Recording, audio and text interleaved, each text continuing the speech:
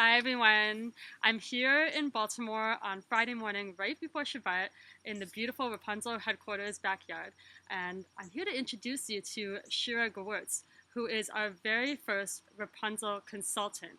Now, what is a Wrapunzel consultant? It's going to evolve as time goes on. But when I first met Shira, it dawned on me that we are lacking in the Rapunzel community. As much as we try to do shows and meet people one-on-one, we are lacking a bit of a personal touch. There's some things that you cannot learn in a video. There's things that you can only learn hands-on. And I'm going to tell you a little bit about how I met Shira. It was in Baltimore, right? In Baltimore, we had a Rapunzel show about 2 months ago or something. Yeah, about 2 months ago. 2 months ago, and I asked for volunteers to be wrapped, and there was this girl who I'd never seen before, like with this amazing wrap on, be like, me, and I was like, okay, I wanted to learn who this person is, but seriously, you don't really need help, like, you really know what you're doing. And we did an awesome wrap, and then we met in Shul, I guess, the week after. Yeah, well, actually, we met the first time in Silver Spring. Rapunzel came to a show in Kent Mill. In Rockville, and yes. There were a lot of women there, and there were so many women that I think Rapunzel covered about five or seven women with head coverings as a demonstration.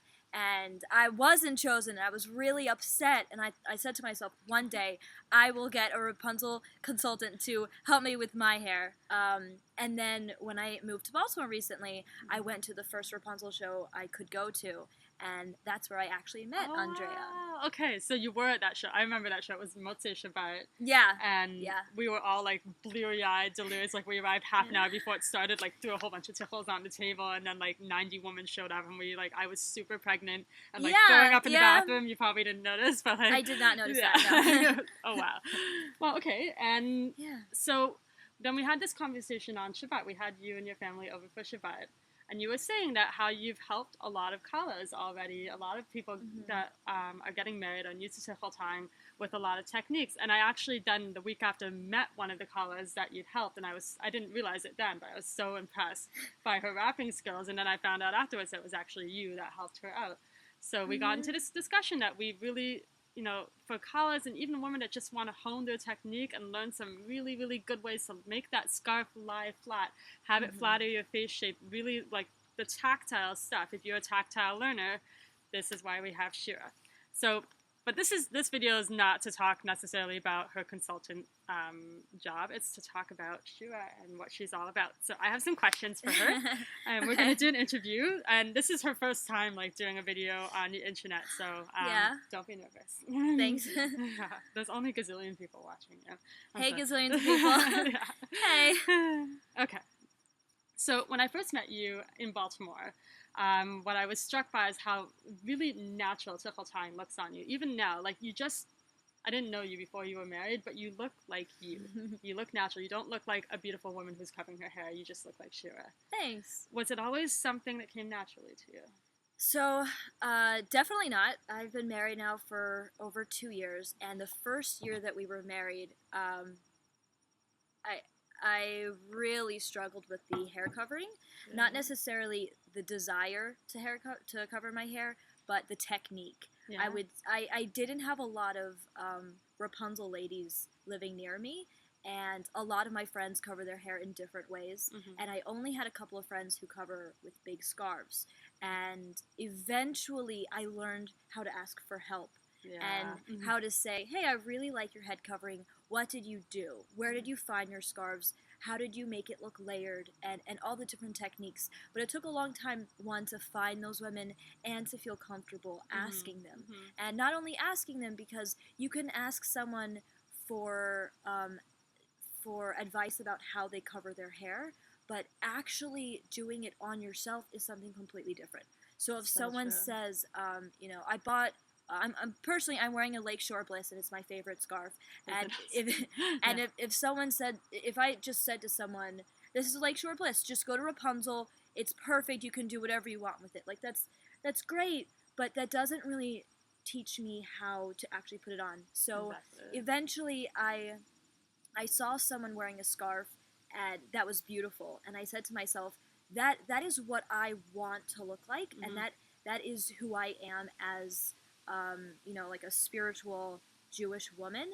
And so my first train of thought was to go to the Wrapunzel website, and I did go to the website and I watched a lot of tutorials, and that's actually how I found Lakeshore Bliss. Yeah. And so I watched the tutorials, and I started collecting techniques, and then I reached out to my friends and asked them what they were doing, and then I started compiling all the techniques that I had, and I formed a style for myself, and it's constantly changing and evolving, and I love that. But I found something that I'm comfortable with for the time being, and that's how I started learning how creative this process can be and how beautiful the outcome can be. Sure, that was a long process for you, and I guess our desire here is that like we want everyone to go through that process of discovery, but not necessarily for it to take years. Yes. I think it was like Rivka Malka told me once that like she would always see these beautiful women in scarves, and she would ask them how they did it, and they'd be like, oh yeah, just go like this and then tuck it in this, and then but no one told her that there was more than one scarf involved.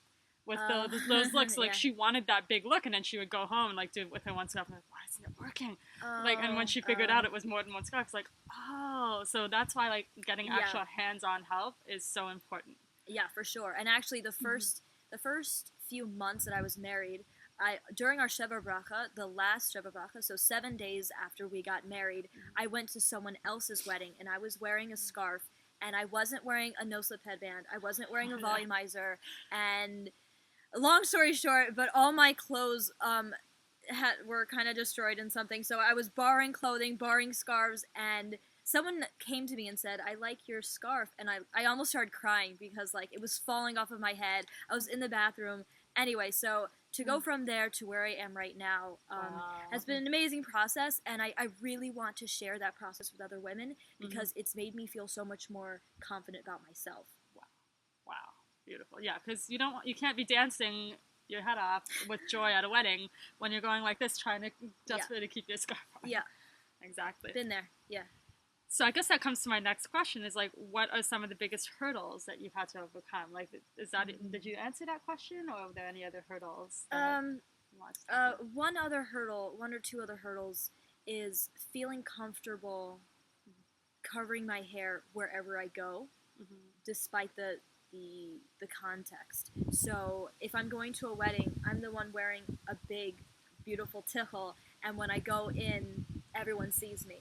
So at my brother's wedding, at my sister-in-law's wedding, I was the only one. Like, I was the only one, and you know, I got a lot of compliments. I also got a lot of second glances, and one of the hurdles is being comfortable with who you are, and having that exude in not only your personality but what you're wearing, and showing that like you are doing this for your values, whatever your values are, whether you're Jewish, Christian, or Muslim, or if you just like covering your hair. But it's hard, like, because you're making a statement, like, even if you don't want to make a statement, even if you just want to have your values and just walk into a room, but people do stare, so you have to feel very, I guess you're saying, right, comfortable with it. That's hard. At least in this country, we live in a society where not everyone has the same values. Well, no country does everyone have the same values, but when you go into a grocery store, when you go into work, you may be the only one covering your hair, and you have to feel comfortable with that. And that's something, like, I went to my first job interview after college wearing a tichel. You did? Wow. Yeah. And I remember the CEO of the company came to me, and everyone was around him, all the top dogs of the company, and he came to me and he said, I like your hat. That's good. And I shook his hand and I said, thank you, I like your suit. Like, I don't know how to respond to that. So that was a moment where I felt not only proud of myself, but like confident that like I'm doing this because I feel like this is the right thing to be doing, and I'm just going to have to live with that, and so is everyone else. That's awesome. Wow, I love that. I like your hat. Yeah, most people, when they don't know what to call it, they're like, I like your thing, head, hair. Yeah, what is that hat? Yeah. Okay. Yeah. So, I mean, you say you've been doing this for a while now, but what did you wish that you'd known before you started to wrap? Like, many of us start to wrap and we just kind of feel like we fall into a rabbit hole of, like, trying to figure things out. Like, if Shira now could talk to Shira then, what would you tell her? Well, if Shira now could talk to Shira then, in all aspects of life, I would tell her it's okay to change, and it's okay to fall, and it's okay to try new things. And it's okay to look crazy every once in a while and have your tickle falling off. It's okay. It's a learning process, and you should take those experiences and grow from them. And it's okay to change your mind about how you want to cover. It's okay to wear a hat one day. It's okay to wear a shaitel or a wig. It's okay to wear a tickle the next day. It's okay, because we're human beings and we're constantly changing, and that's life. And if you can't embrace that, then sometimes you can hold resentment towards this beautiful mitzvah. And so if you can see that, like, you need to feel comfortable with what you're doing in all aspects of life, whether it's religion or your relationships or your work, you should feel like you enjoy what you do. And so as long as you have that, I think that the entire experience of head covering can be so much more beautiful, and you can get so much more out of it. So if I had known that it's okay to show this much hair as opposed to covering right here, or it's okay to try a day of just not covering my hair at all. It's okay to feel comfortable with where you are, and embrace that. That's definitely the best message I've ever heard for beginners, because people write to us and say, like, I have to figure it out yesterday, like, and that's like, there's that stress, but like you're basically telling them that it's a process of discovery, and that process is enjoyable, and it's wonderful, and it's so important. It can really be enjoyable, and especially if you have a cohort of family or friends who also cover their hair, or just willing to help you learn how. Wow. I know my mom buys me so many scarves, and she personally, does not cover her hair, and she loves buying me scarves. So if you can just embrace the moment, regardless of what's going on, that's really important. Beautiful. Okay, I'm noticing I'm running out of battery, but I think we have enough, hopefully. Okay. Okay, so, like, what is your greatest hope that you want to contribute to the tickle tying community? What do you want to, like, what is your voice? What do you want to bring into it? My voice. I mean, we've heard it now for a while. Yeah. Thank you. What I want to give to the tickle tying community, not just in Baltimore, but throughout every area where people are covering their hair, is the ability to learn new techniques with precision and effectiveness. So it's one thing to watch a tutorial video, and again, I watched this Lakeshore Bliss tutorial. That was one of the first ones I watched, and I actually went out and got the scarf because I liked the tutorial so much. But even after I got the scarf, it took me a really long time to figure out how to wear it at all, because I didn't know what to do. I didn't know. The hardest part for me was tying it behind. So you put the scarf over your head, and then you take it and you tie it in the back. I couldn't tie in the back. And I had started covering my hair with really thick pashminas, and I couldn't figure out why it wasn't working, because I think thick pashminas are beautiful, but it wouldn't tie correctly. It was so big. I wasn't wearing a volumizer. Everything was wrong. Wow. And so just to be able to learn these techniques in person makes such a difference. Because taking your time and going, like, and if someone has trouble with one step, then explaining it over again. Wow. Yeah. And not just that. There are things that I've picked up from tying with scarves that have taken me a really long time to figure out. Yeah. So, like, whether it's how tight to make your no-slip headband, or if it's how many scarves really look good, how many scarves do you really need? Like, there's a certain scarf that I have that it's so thick that you shouldn't really wear 2 or 3 scarves with it. That's something that I've learned because I've been doing it for so long. So I've compiled all of these techniques, and I want to share it with other people, because I found that they work, and I found that, it makes me feel so much more confident tying with all these techniques. Yeah, and you're also, you're a tactile person, and that's like, some people do well with the visuals, but like for those that really need the tactileness, they need what you're offering. Yes. Okay, so the last question is, we've heard all about your beautiful ideas, and but can you tell us a bit about yourself, like some interesting facts, like, we know where you're from, but like, what do you do? How do you spend your time? Okay, well, I spend my time partially with my son. Yeah. I have a son named Mayor, and he's adorable. And I can attest to that. She's not biased. And my husband's also pretty adorable. He's an aerospace engineer. I can't attest to that, but I'm glad you think so. And we live here in Baltimore, and I'm a huge dog person. And I do like cat people, so we can, still be friends. Yes. Okay. Yeah. And I like dogs too. Okay. And I love the outdoors. I love being in nature. I love fall. I know that might be kind of cliche, but it's definitely my season. It's fall. Look at it. This is the Shira season. Yeah, if you can tell. Yeah. And I'm actually switching my career right now to occupational therapy, and I'm really excited about that. Nice. So hopefully I'll be going back to school sometime in the future. If any grad schools are watching, hey. She's awesome. Thanks. I mean, don't take her away from me, please, or us, but. And I put milk in my tea. That's very important. That's something very important about myself. And I like sugar. Cotton candy is one of my main food groups. Yeah. But I am trying to eat healthier and, exercise and live a healthy, productive life. Yeah. And can you tell me a bit about, like, your journey? Like, how did you, you're obviously an observant Jew, and, I know you weren't for your whole life. Do you feel comfortable talking about that? And, like... Yeah. So I grew up with a very strong Jewish identity. And there wasn't so much observance. Yeah. Like, we didn't keep kosher, we didn't keep Shabbat. Okay. That's fine. We didn't keep kosher, we didn't keep Shabbat.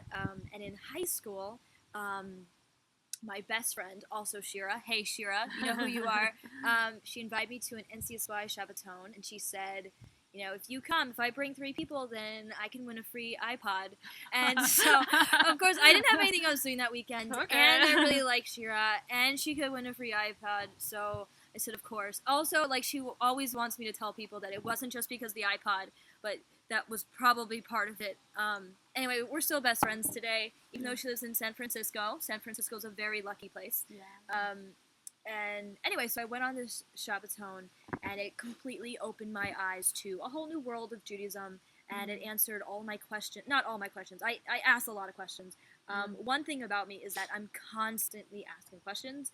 I'm that person that people say, like, professors, Rebbeim, are sometimes saying, like, you're asking a lot of questions. Just, like... Awesome. Like, that's the best thing. I love that about it. I think that's something I really value about Judaism, is that, it's constantly... forcing us to ask questions about who we are, and I think that's really important in life. And I'm really into science, and I'm really into learning about everything. Anyway, so I went to this Shabbaton, and from there I started learning more, and I became really close with a lot of observant families, and my friends kind of shifted more towards, like, religious identity, and then I decided to go to seminary, Mahomayan, represent. Mahomayan's an amazing seminary, and from there I really took on everything. So in high school I slowly, started to keep kosher and keep some form of Shabbat, and then when I got on the plane to Israel, it was actually my 19th birthday, so it was my English and my Hebrew birthday, and I decided when I got on the plane that at that point I would be completely Shomer Shabbat, Shomer kosher, and it was amazing. And so I got back from seminary, and I went to Maryland, and I spent some time in Stern. I was, all over the place, and then I met Shimon at Maryland, and look at you now. History. Yeah. I love that. So, I mean, basically, like, what I'm hearing from you, like, everyone has, like, the kind of, like, life philosophy bottom line, and you're all about evolution.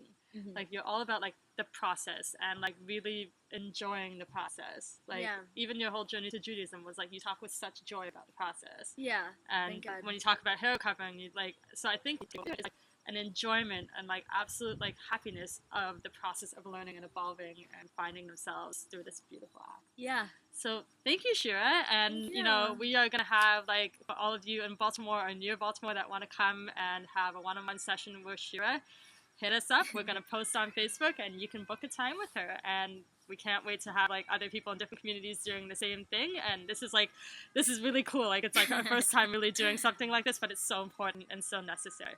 Yeah. So Shabbat Shalom, everyone. All the best. Bye. Bye. Nice to meet you all.